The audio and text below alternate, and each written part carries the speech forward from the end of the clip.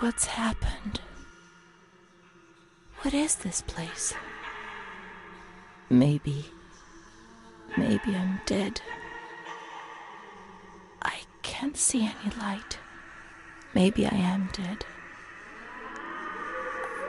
I can't get up. What's going on? What's happening to me? There's no one here, but these noises. God, my head is killing me. I can't keep my eyes open.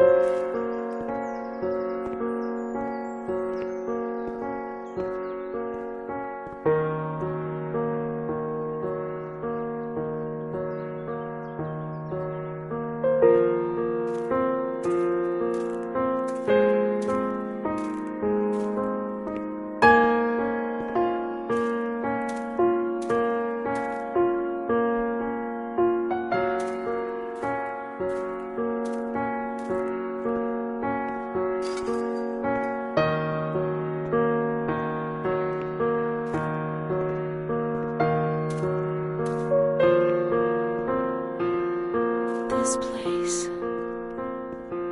Time. Memory.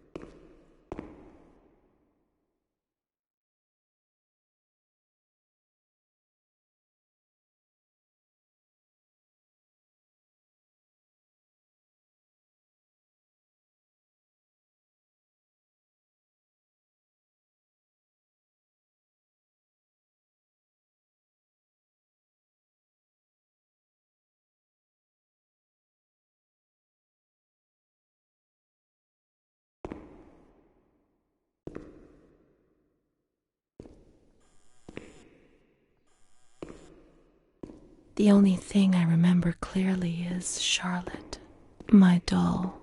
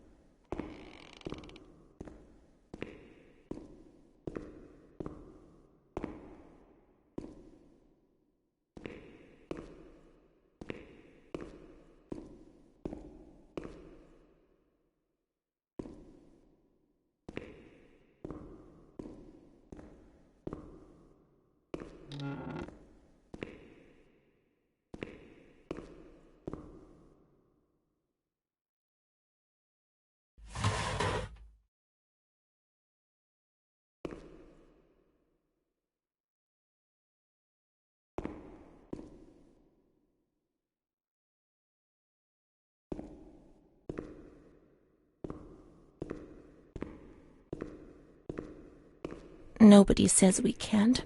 Let's find Charlotte.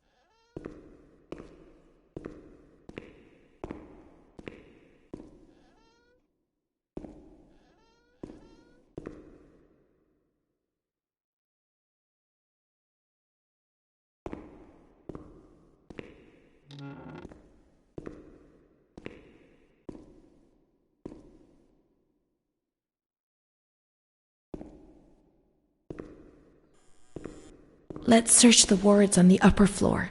There's a plan on the wall which shows their location.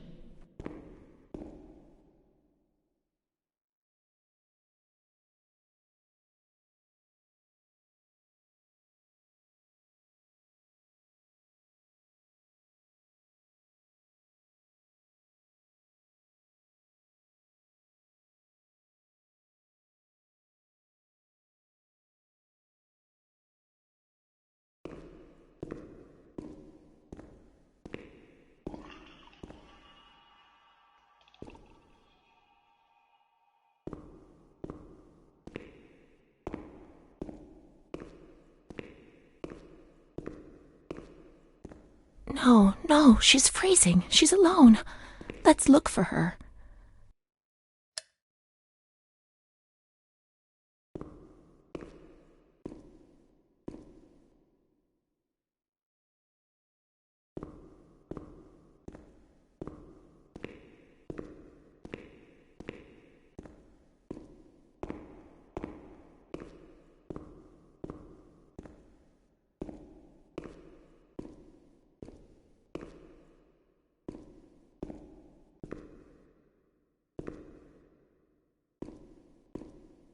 Let's find Charlotte.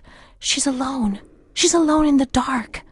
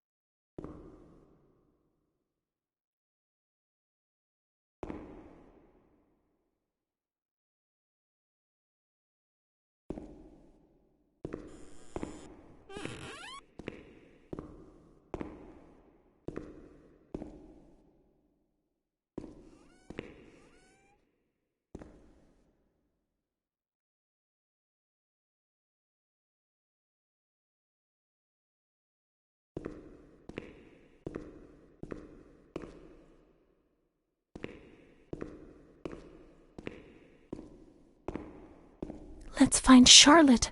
She's alone. She's alone in the dark.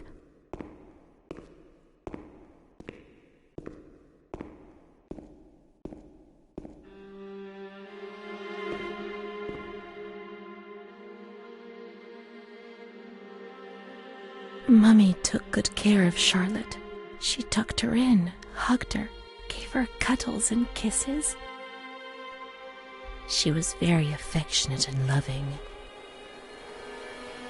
Nothing bad happened to Charlotte, and that surprised me. I didn't understand. At first, I was quite scared. I was afraid that she wanted to hurt me. I lived in constant fear that Mom would abandon her. Because I didn't deserve to live.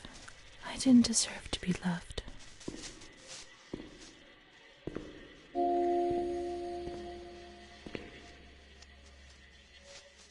It's cold and it's dark. Look, she's cold. She'll get ill. We can take care of her. Nobody can stop us. Charlotte is a good girl.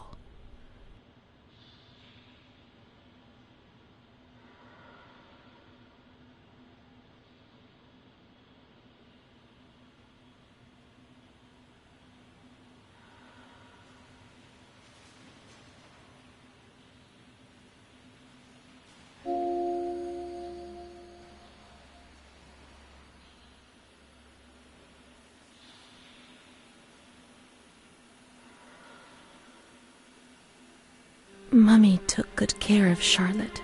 She tucked her in.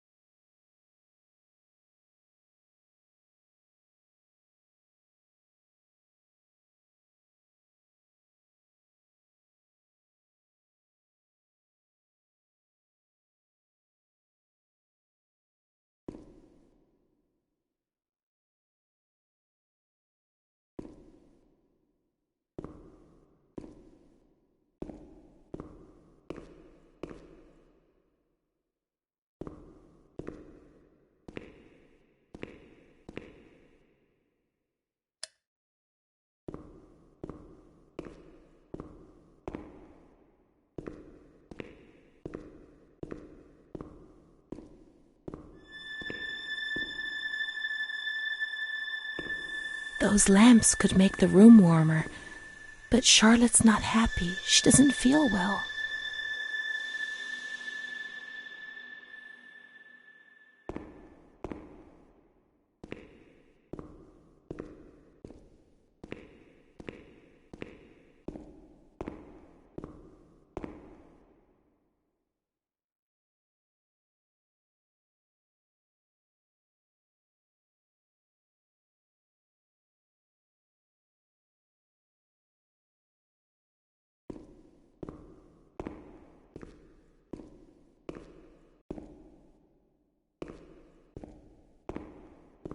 Charlotte is cold.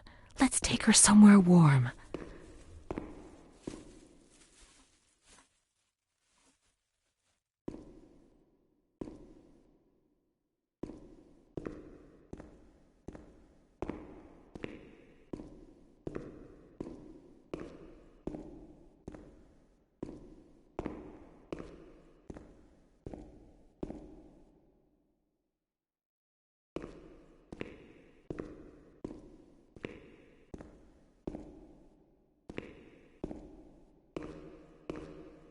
Sure, it's warm in the sun, but it gets cold in the evening, and that's not good for Charlotte.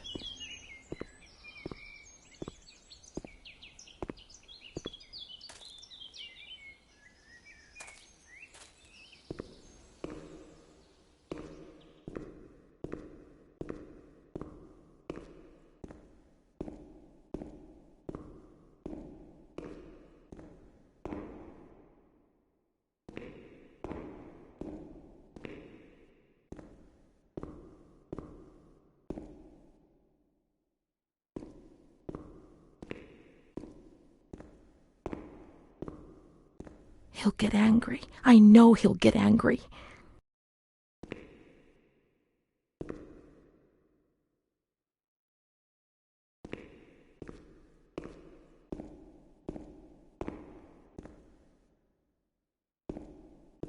saw a wheelchair on the ground floor. It's comfortable there, and we can put Charlotte somewhere warm.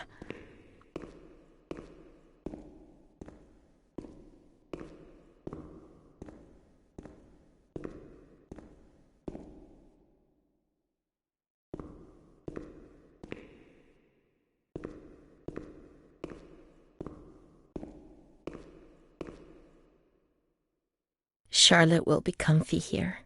But it's cold. No, it's cold. Don't shiver, Charlotte. The cold will go away. It'll go away.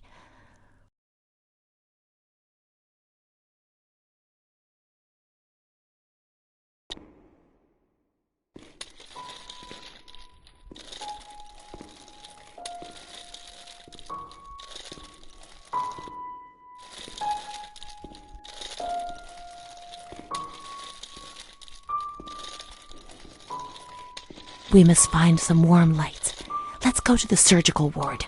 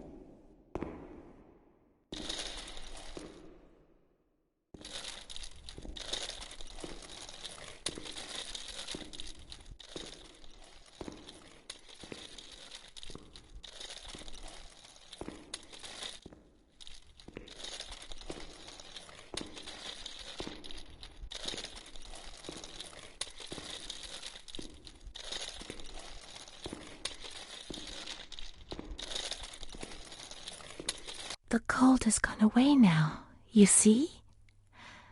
The light, the warmth. We can do it. The cold will go away. It has to. Now we can enter the ward where everything started. It all began in the observation ward on the ground floor.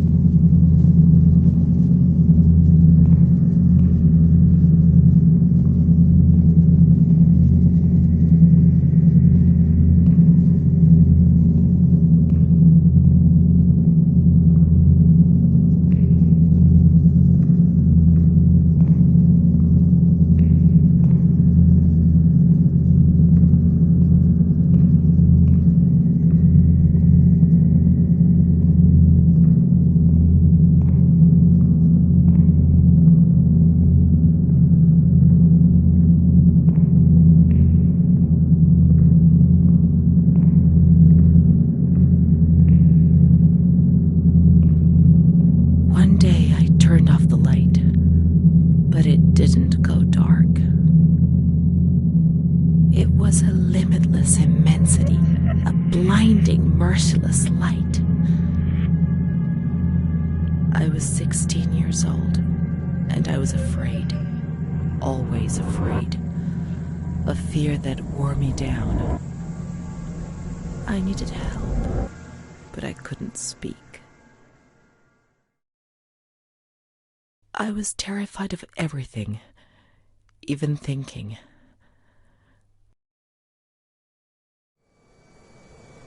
They said they were taking me to a place where the fear would go away, where I would get better. I stopped living in there. They dragged me away and stripped off all my clothes, everything. I tried to explain what was going on in my head. They tied me to the bed for days. I was alone with my nightmares. It wasn't fear anymore. It was madness. And when you're mad, you cease to exist.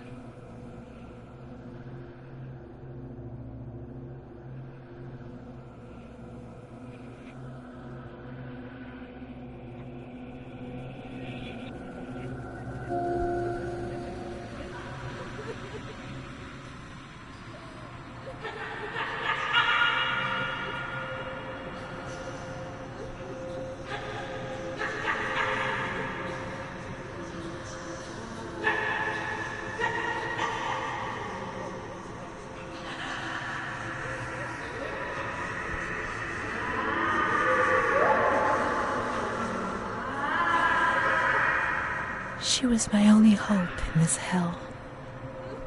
I was descending down, down among the damned. But that woman and her smile kept me alive.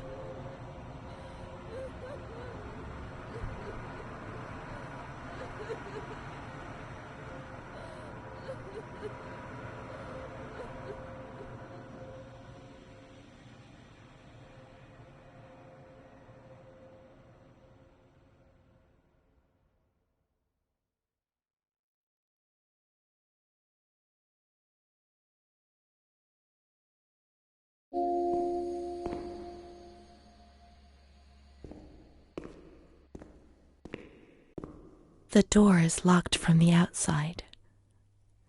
Here the doors can only be locked and unlocked from the outside.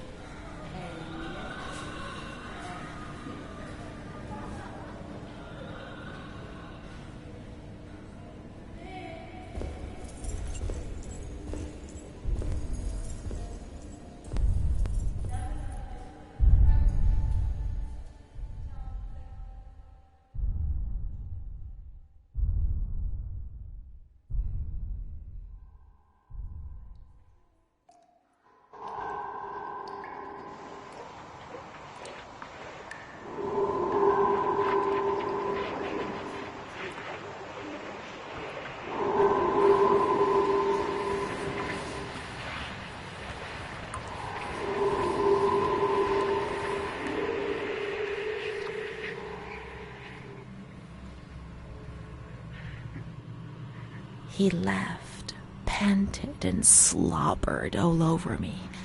It hurt me when he touched me. I thought I'd suddenly split open with a loud crack, and I would be shattered into pieces. I felt fragile, sick, dirty, degraded. All I could do was clutch Charlotte tightly while Renee obeyed. He was the master in the realm of light. I was being consumed by the evil act I had committed. I threw up and could feel hell getting closer and closer. Those tests the doctors did to me. They said there was something growing inside, and they wanted to drag it out of me.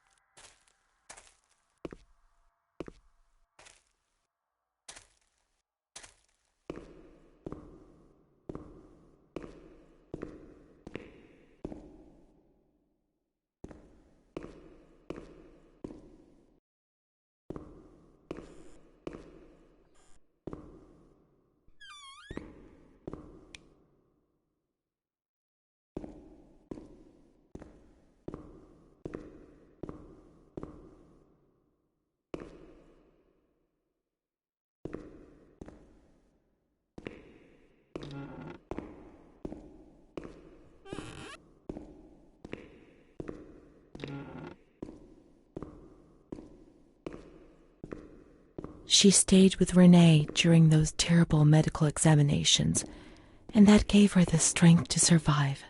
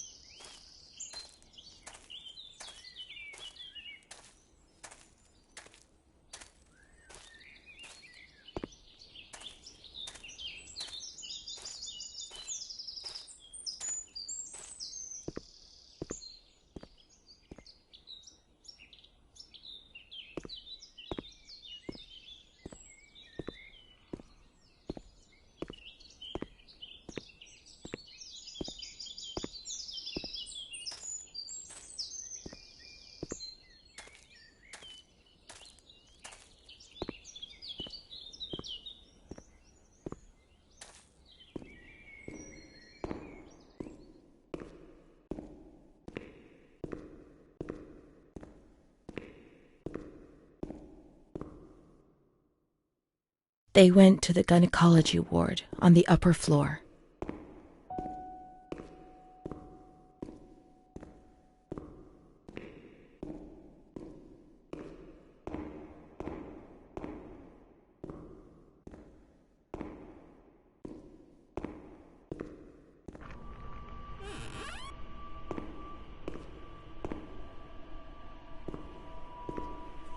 August 21st, 1938.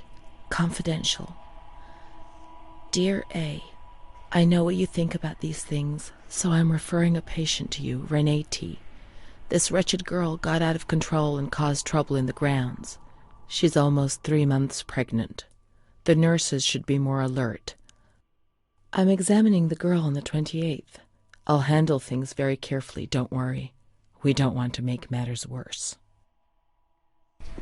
Then they said that Renee was crazy, and that the illness was all in her head.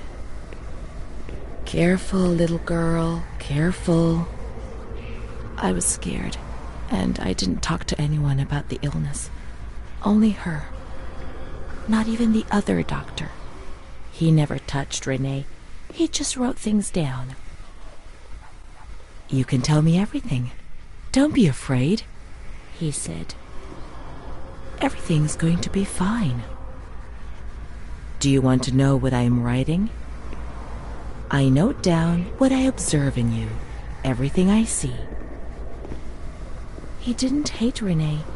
He tried to help her, but he rarely examined her in those small surgeries.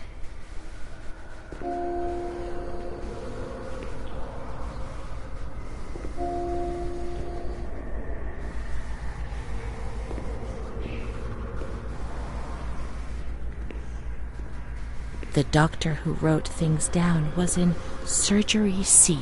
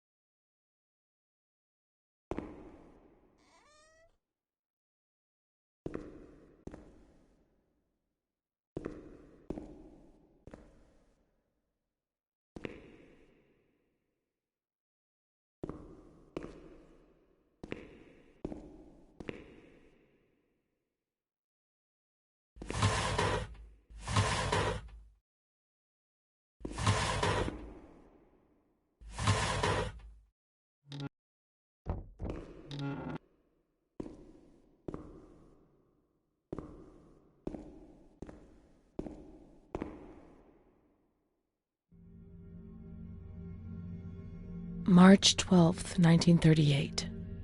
Renee T., 16 years old. Menstruation at age 12. Housewife. Father unknown.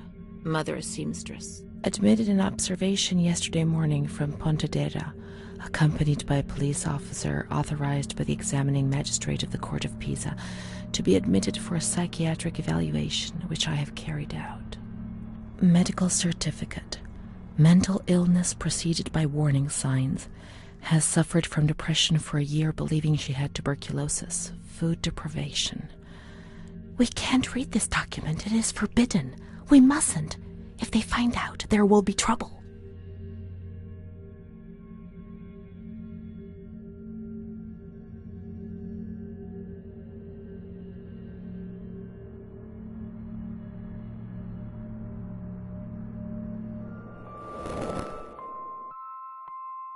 Have you ever wondered who you are? Yes, of course you've wondered.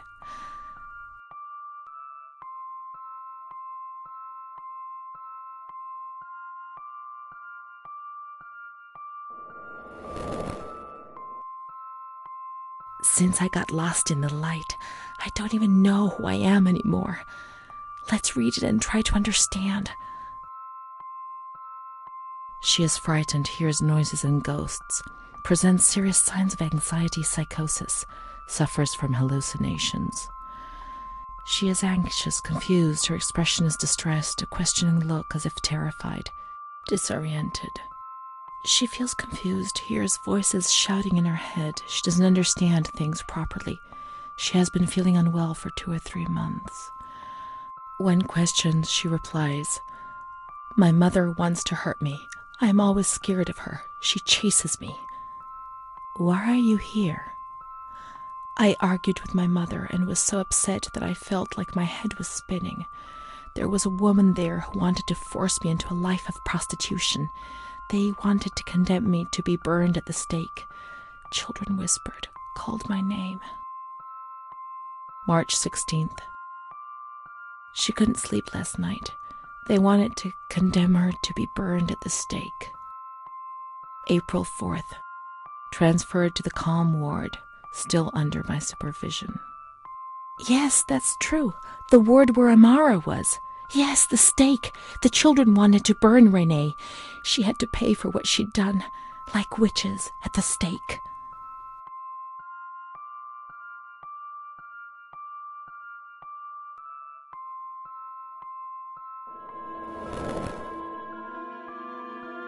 April 21st. She's more awake this morning and is responding to questions, complains of headaches. She became agitated when she found out her mother was there. She says that one day, many years earlier, she was with a friend of hers and met a man who made her get into a car and took her for a ride. He made her smoke cigarettes and drink liquor, and the man showed her certain things. He tried to hurt her and made her go crazy. She says he promised to marry her and made her swear to keep what had happened a secret. These facts were essentially confirmed by her mother. After that, she became arrogant, impatient, and hostile towards her family, especially her mother. She started taking off her clothes in public. Her moods would swing from laughter to tears. She rants. She pleasures herself. I can't remember these things, only the guilt, the stake. I know I deserved to pay for that guilt. I knew it even then.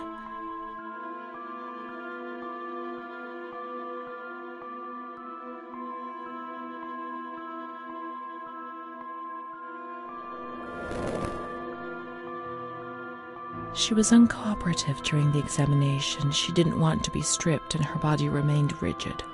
Voluntary attention almost totally absent. Probable hallucinations. April 25th.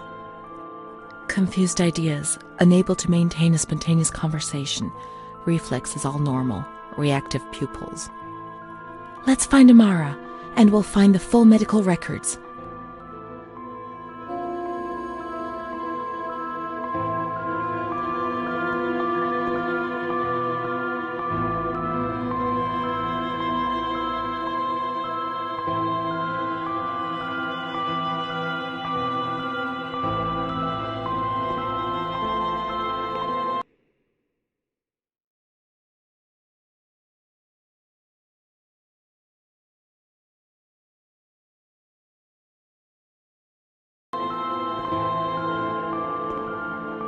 the grounds at the back of the hospital, and then down to the kitchens.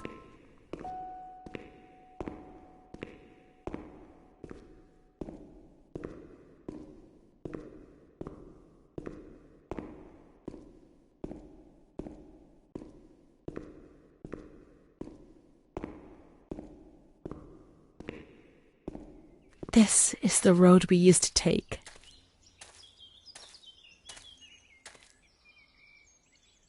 If it weren't for her, in the grounds on that bench in spring, so many days.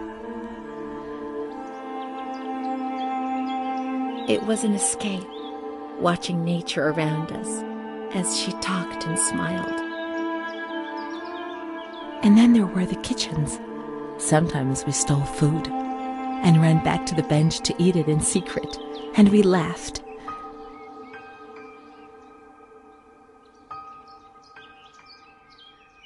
She did things to me. Sometimes she touched me. In the shower, I felt her body against mine for the first time. It was a shiver that warmed my soul. Eyes closed, the light slipped away.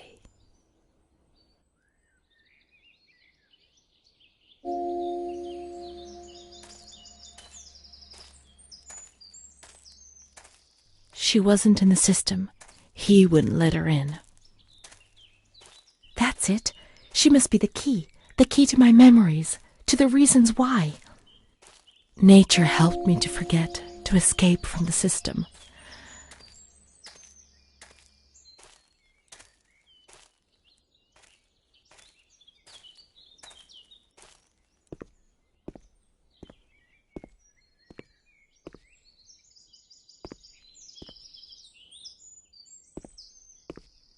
The scent of spring.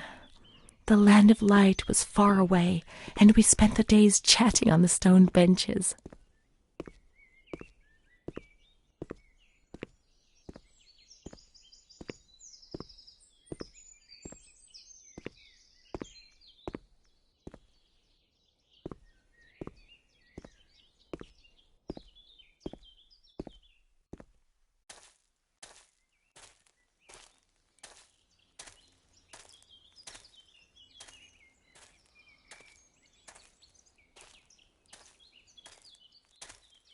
Let's look for Amara in the kitchens in the basement of the building, behind the greenhouse.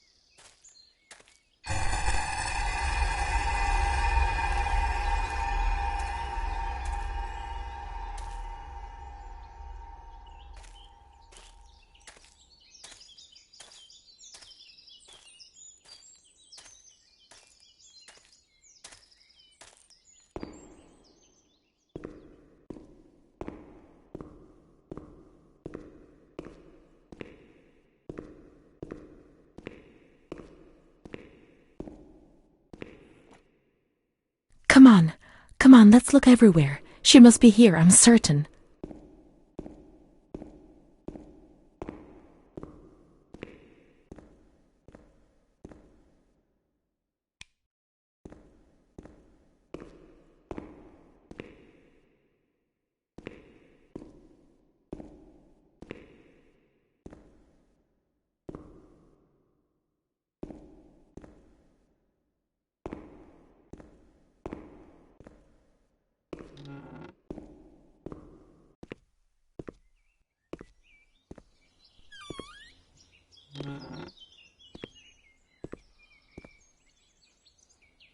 Keep looking.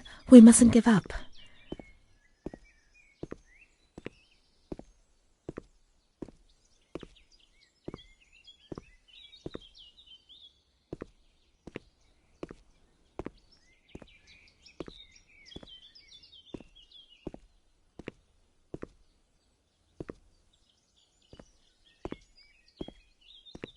Where could she be? We've got to talk to her. Everything will be all right. But being here now, I don't like it. Come on, let's look for her, quickly.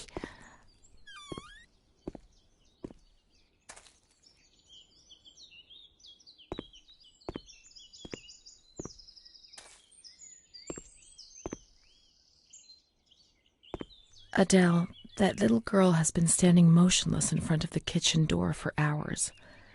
Poor thing, I gave her some candy. She ate it without a word and remained motionless. I don't think she's very well. We used to see her now and again, but now she's always there. I'm going. The doctor's not here. He's coming this afternoon. Try and speak to him.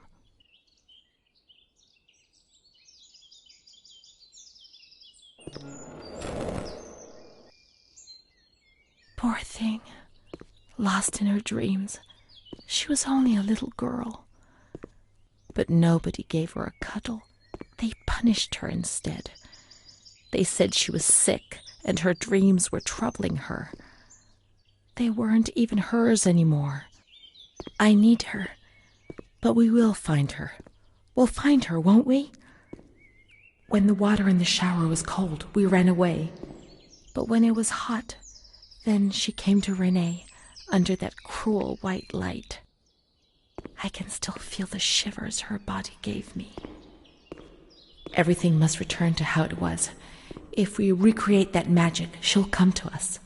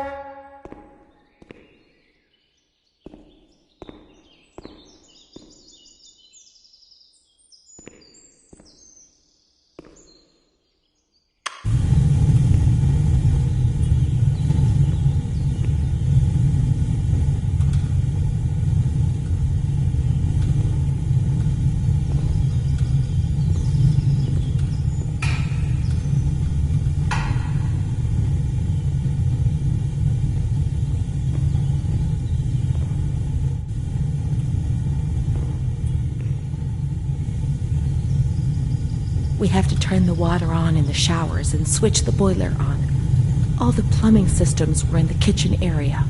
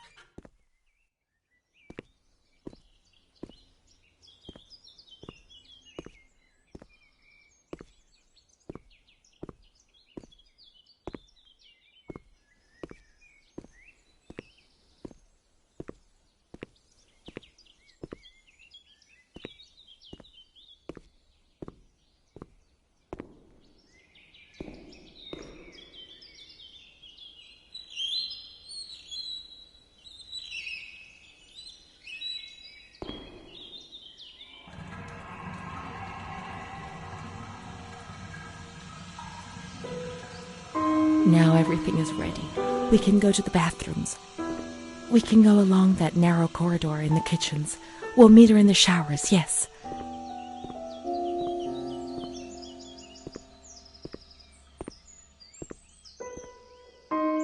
Now everything is ready. We can go to the bathrooms. We can go along that narrow corridor in the kitchens. We'll meet her in the showers, yes.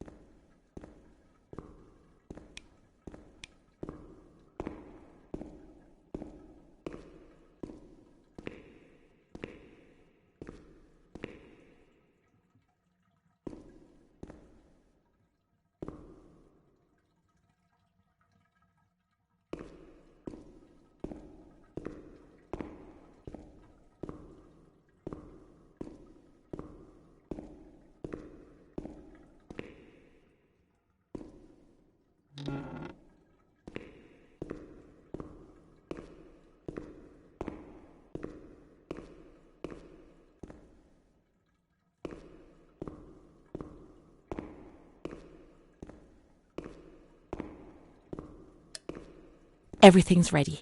Let's get undressed and leave our clothes on the hooks in the changing rooms.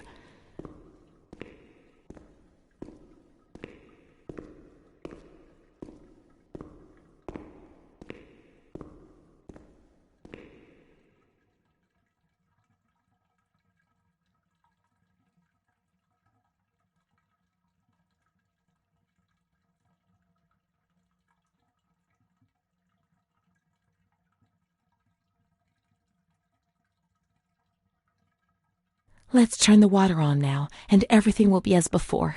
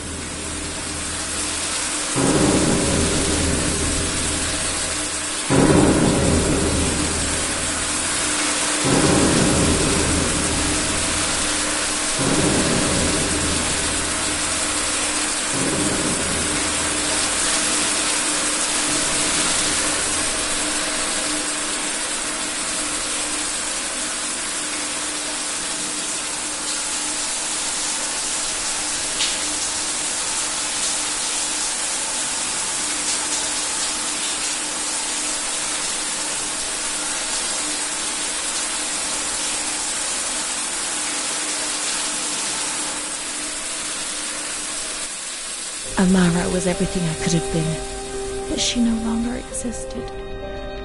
I'd have loved to erase everything I did, but instead I always went ahead and did it again.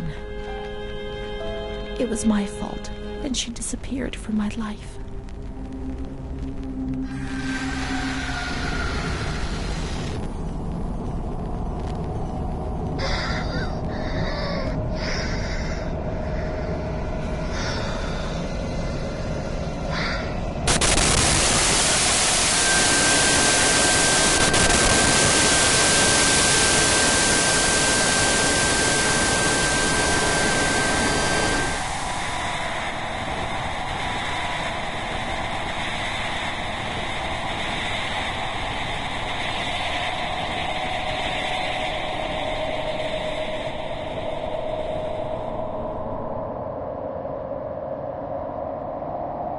They gave you injections there, which made your body and soul tremble violently.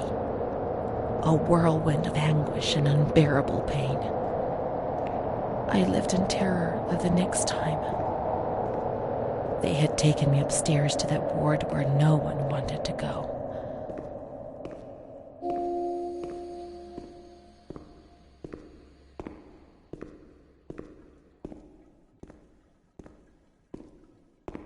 Let's look for Renee's room in the slightly agitated ward.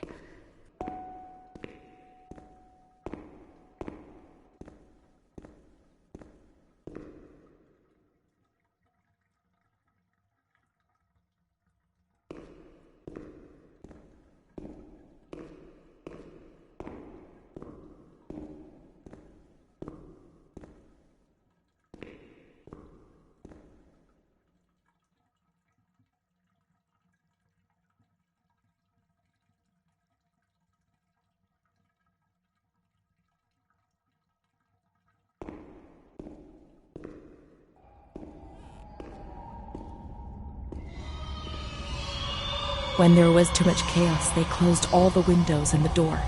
They turned off the lights, and it was pitch black. Some people fell asleep. Some others stopped seeing their demons and became more calm.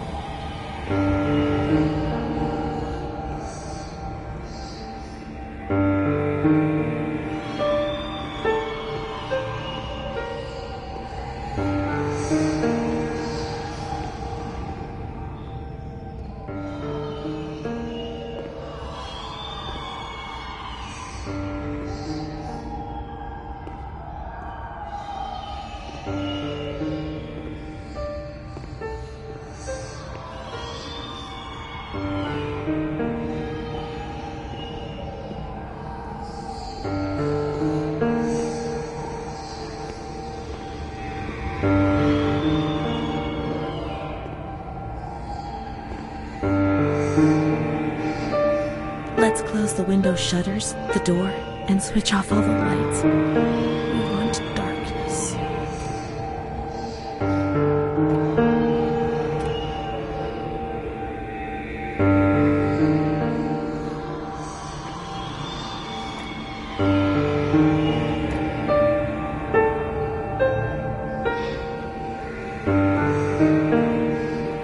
They put a straitjacket on you.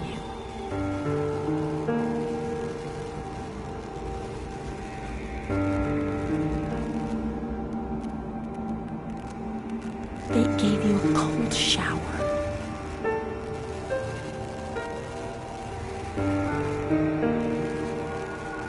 They suffocated you with a sheet.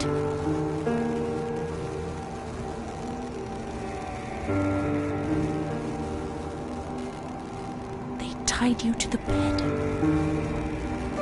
They tied me to the bed.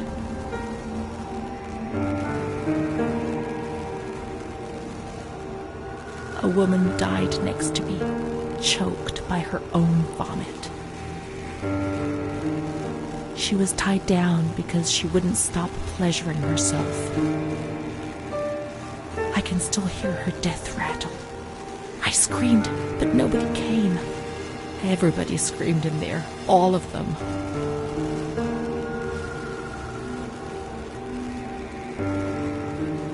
It was then I saw the doll, which wasn't Charlotte.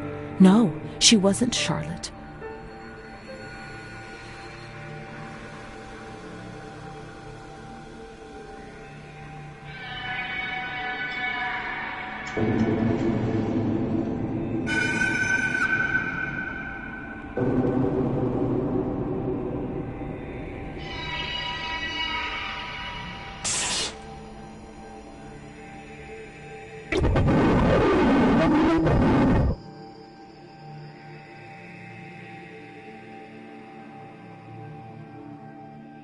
The past came back to hurt me again. In the loneliness of that crowded ward, he brought it with him. I thought I would never see him again. He'd come to remind me who I was. That's what my mother used to do. That's what I had done. It seems that my life in here was just a repeat of what it had been outside. The doll, the fear, the shame. I'd have loved to erase everything I did, but instead I always went ahead and did it again.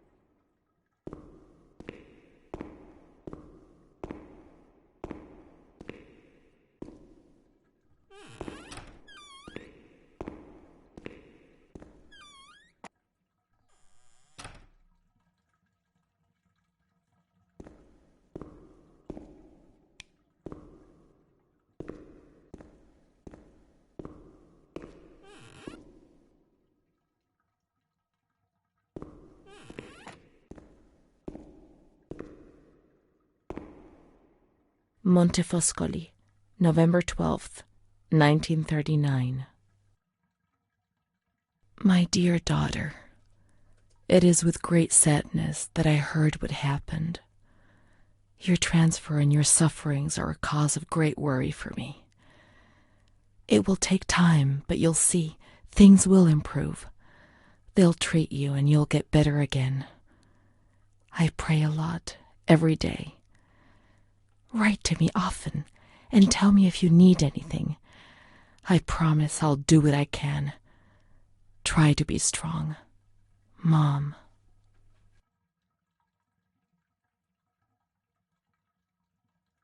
This is the last letter she wrote to me. Once I was put into this ward, I was overwhelmed by loneliness. After that medical examination, I received no more letters from Mom. Why is that man here? Why doesn't she come to see me? Did I make a mistake? It didn't seem like she wanted to abandon me. What did I do wrong? I'd like to be able to reply to her again now, to change things.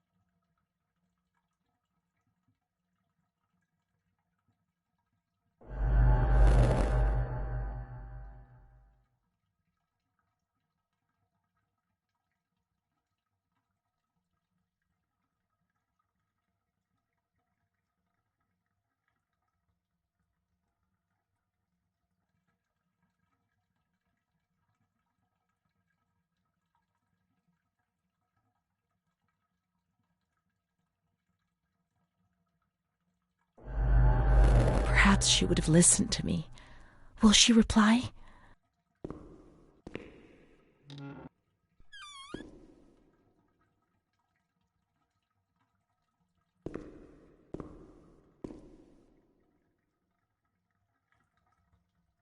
The letters were sent to the archive. It was their job to post them.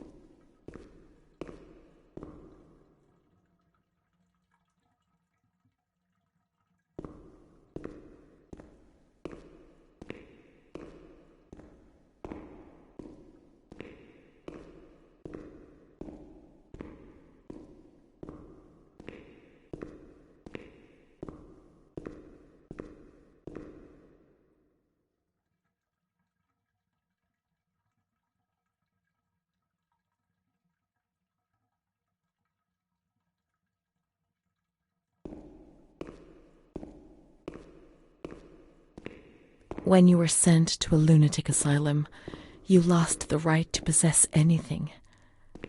Everything you arrived with was packed up and stored here, even the clothes you were wearing, in case you were released one day, but far too many never left.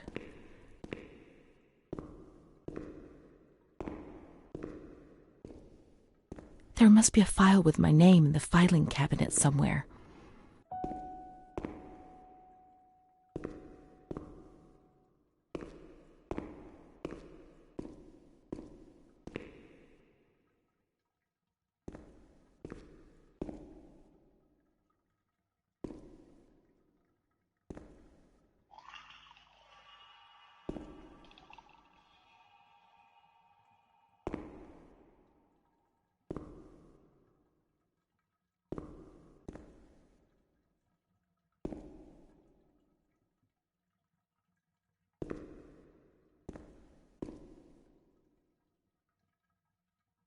Dear Mother, please, I beg you, get me out of this place. I'm so frightened here. You were right. I know I was wrong. I understand. I'm so ashamed. If only you knew how much. But now I'll behave myself, I promise. Now things will be fine. I'll work hard. I'll be very good. Your daughter, Renee. This letter. It was Renee's letter, just as she wrote it back then. But it was never sent. Why? Why did this happen?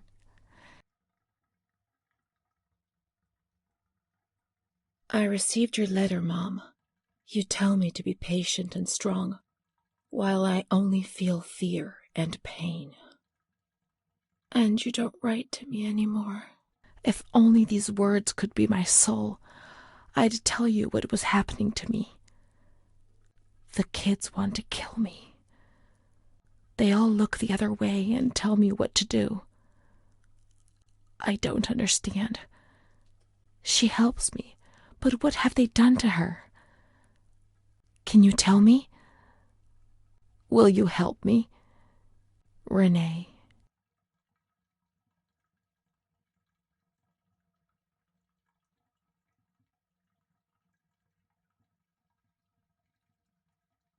Montefoscoli, July 7th, 1940. My dear daughter, I have received no news from you. You have not contacted me in months. I'm sorry, but I don't have the money to come and visit you. Do you remember Mr. Onofrio? He'll soon be in Volterra for business. I've asked him if he would be kind enough to ask the director for some news about you. I hope he'll bring me some good news when he returns. But please write to me. I know that I was strict with you. You have to forgive me. I didn't think. I've given Mr. Onofrio a new doll for you. You told me that you lost yours, and I know you loved it so much.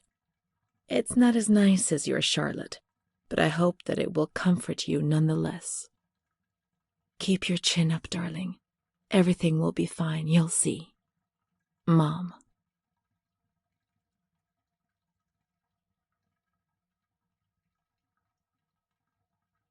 Montefoscoli, October 12th, 1940.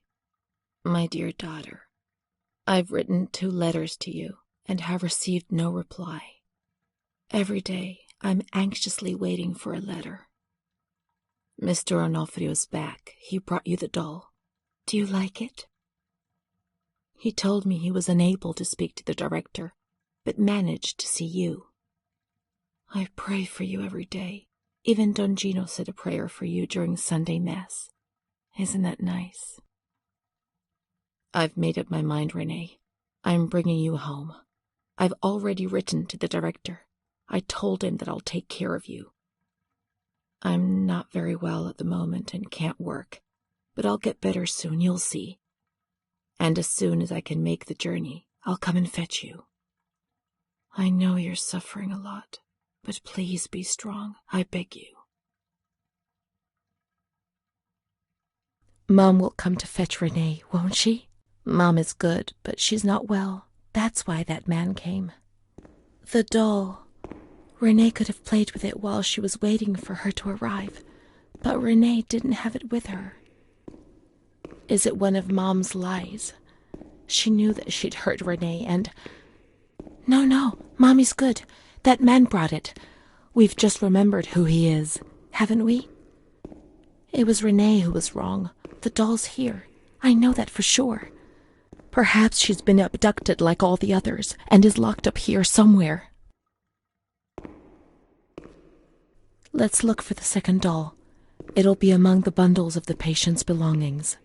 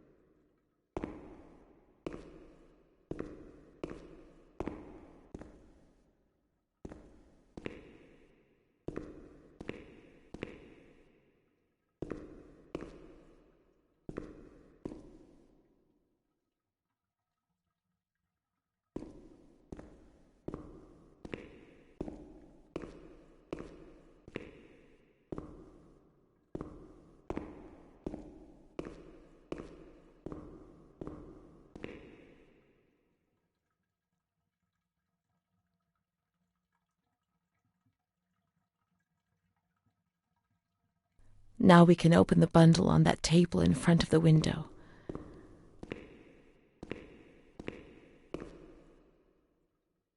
You see? Mom was good. I was bad. Mom was worried about Renee and Charlotte. I abandoned Charlotte. We've abandoned her.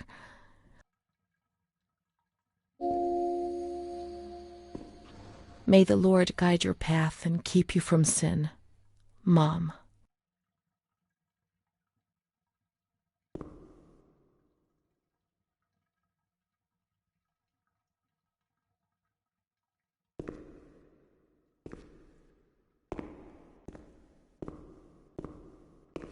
Let's look for Charlotte. We have abandoned her. Will she still be where we abandoned her, under the warm lights?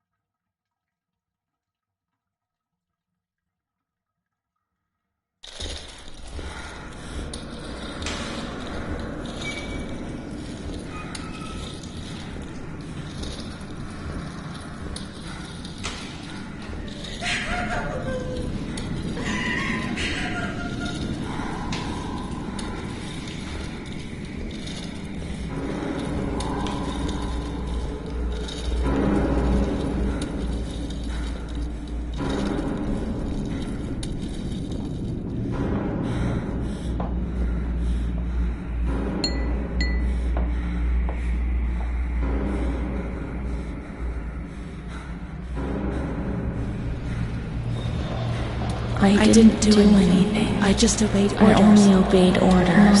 Charlotte has gone away. Mom will come and get us. She loves us, even though we're orders. Leave us alone. I didn't do anything. I only obeyed orders. Mom will come and get us now. I didn't do anything. I only obeyed orders. Even though we're bad. Mom won't leave us alone. I didn't do anything. Charlotte gone away. I only obeyed orders. Mom will come and get us now. She loves us, even though we're bad. I didn't do anything. I only obeyed orders.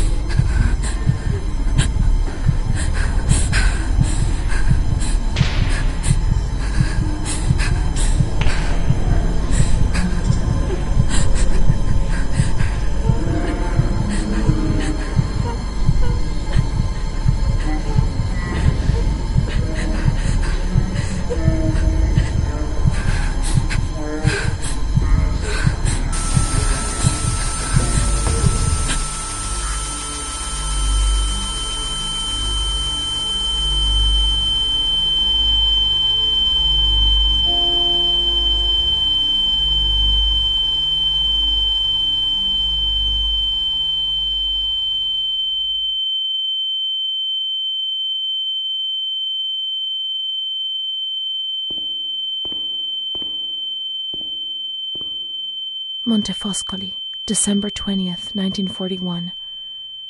Dear Director, could you please let me know how my daughter, your patient Renee T., is getting along?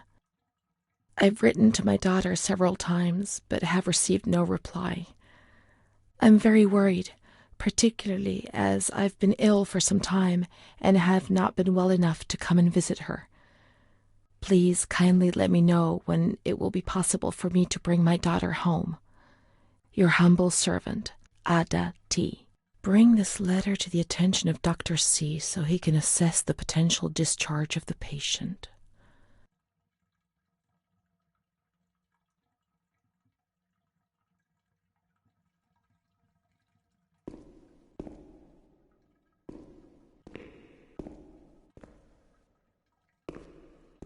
What was that doctor writing, sitting at his desk?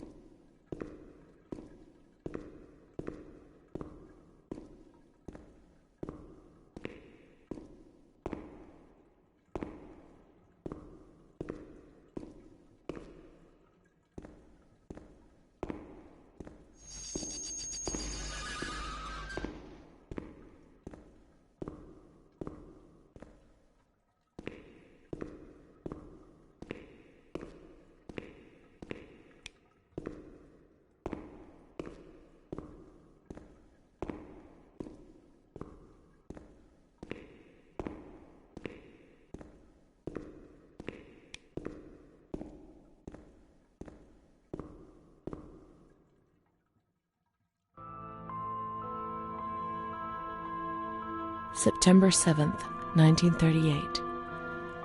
The patient frequently indulges in recriminations expressed in an explosive tone of voice. This morning she threw away the milk, saying it was full of urine, spittle, and all kinds of other filth. Crazed, she hears voices that order her to do things. She says she heard children singing and that they were locked up in a school. January 20th, 1939. Introverted, dazed, cannot focus on anything. When questioned and stimulated, she starts crying and weeping. At other times, she laughs. June 1st. Apathetic. Eats very little. She refuses to be touched. Does not respond. Spends her time in the grounds. The cooks report that she sits on a bench in front of the kitchens. October 14th. Return of impulsive behavior. This morning she asked for 2 eggs to make zabayoni, but when she got them, she threw them up in the air. Excited, clamorous, slightly confused, takes her clothes off. December 8th, tied to bed for 15 days. High-spirited, tends to make witty comments and use vulgar words, laughs hysterically and pleasures herself. The nurses report that about 2 weeks ago she remained in the showers on her own and didn't want to leave. They said that when they took her away, she swore at them and then lashed out and bit them. 2 nurses had to be treated for their injuries. They've kept her tied to the bed since then. Transferred to the slightly agitated ward, from the care of Dr. B to the care of Dr. C.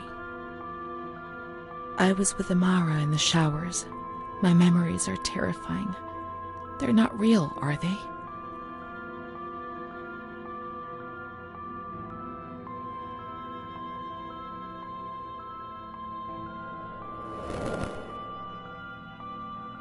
December 15th. Dr. C. Patient notes. The abnormality of her psychic state has induced her to lead a life which is irregular and tends towards delinquency. Of fickle and flighty character, she regularly discards her household duties and engages in occasional prostitution. Prostitution? No one would have ever believed a lunatic, let alone a lunatic who lives in the worst sort of sin. Could such a person ever have been subject to sexual violence? Certainly not. Her mental deficiency makes her deaf to the reprimands of her family. She has shown suicidal tendencies. She was brought to the ward yesterday, agitated and hysterical. Treated with cardiazol, 2 injections a week for 5 weeks. They were only trying to confuse us with the therapy, and my God, they succeeded. It was as if they wanted to instill the madness into us.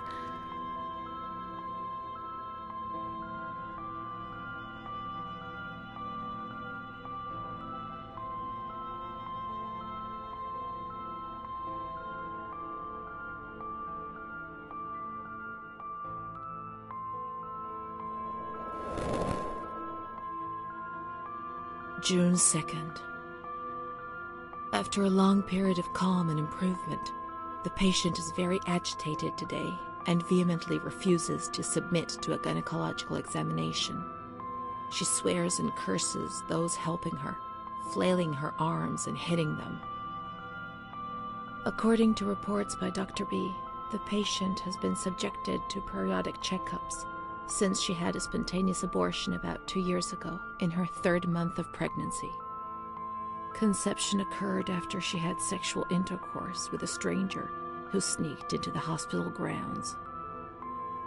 Details are contained in the charges filed at police headquarters in Volterra, a copy of which is attached to these clinical notes. ES therapy. That's how the reality is concealed. It has all been planned very carefully.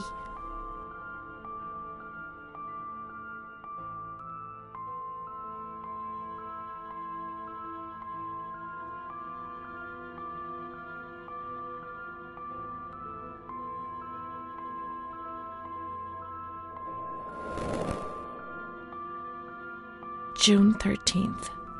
The nurses report that she descended into a state of great mental confusion after receiving her mother's letter. She threw her soup over another inmate because she was very anxious, and then punched a nurse. Impulsive, flails about her.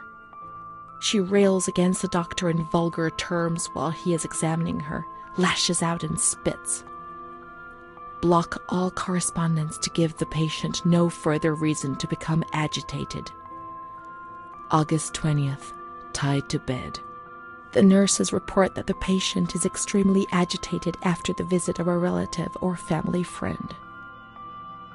2 days later, she is still shouting all the time that he commands her, that she must obey and harm herself, and that she is not Charlotte. All visits forbidden, constrained to bed, and intensification of ES therapy until we achieve results. No contact with the outside. That way nobody knew what was happening within these walls.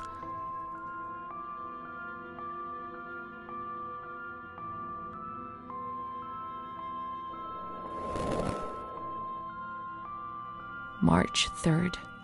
Alert, correct attitude, replies when questioned. The nurses report that the patient is calm, she washes and looks after herself. She affirms the existence of a certain Amara. She says that Amara is a patient who disappeared when she was moved to this ward. No confirmation. Probably a regressive hallucination. Evaluate transfer.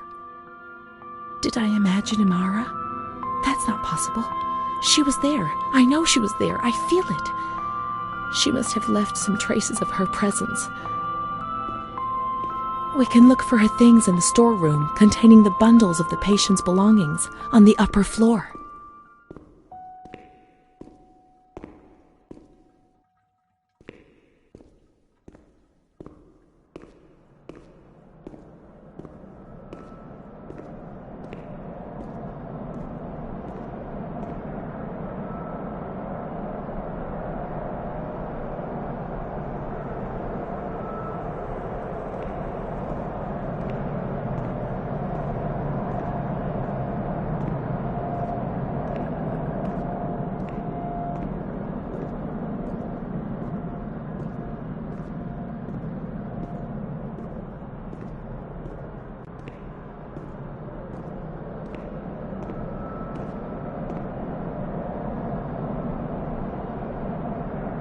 These are Amara's things, I'm certain.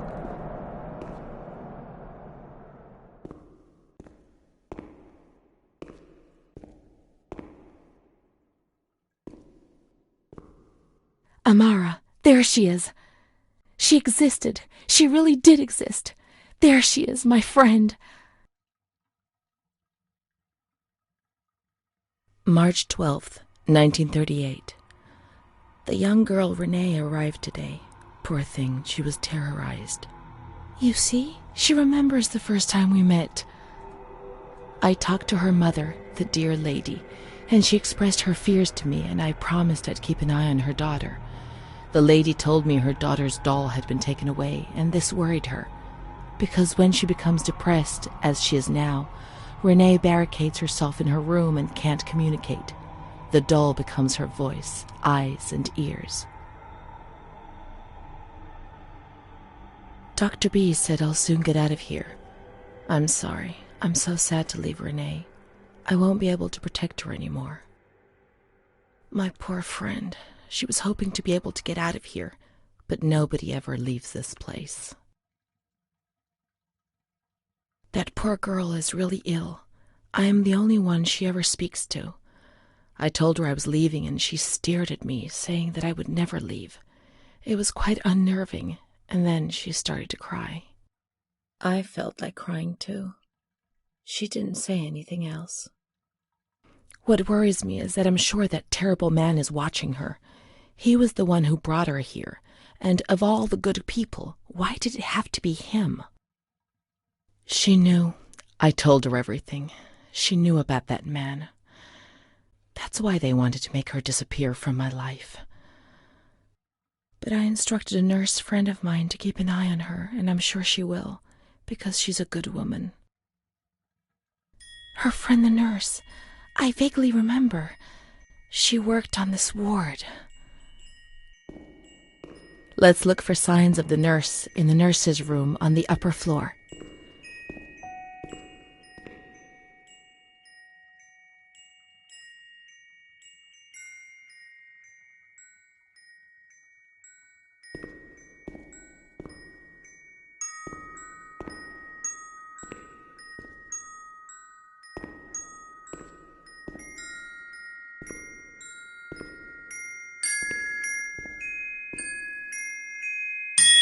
She worked mostly in the Marigliano pavilion.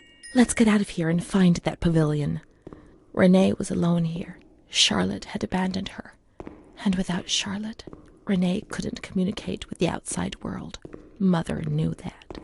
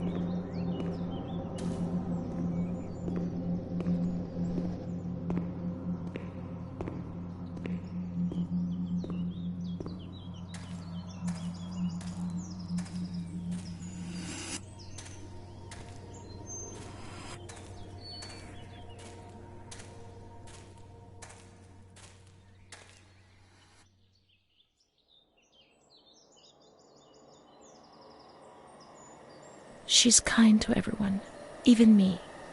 I felt a little better when I saw her. The sick children laughed and played with her. Not even they could frighten me. Don't annoy Renee. She's a princess here. Didn't you know?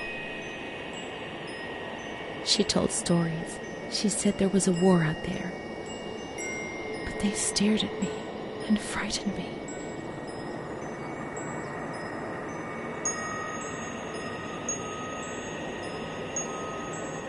They would come to look for me in the evening, and then no one would have protected me. Not even you, Charlotte. Am I right?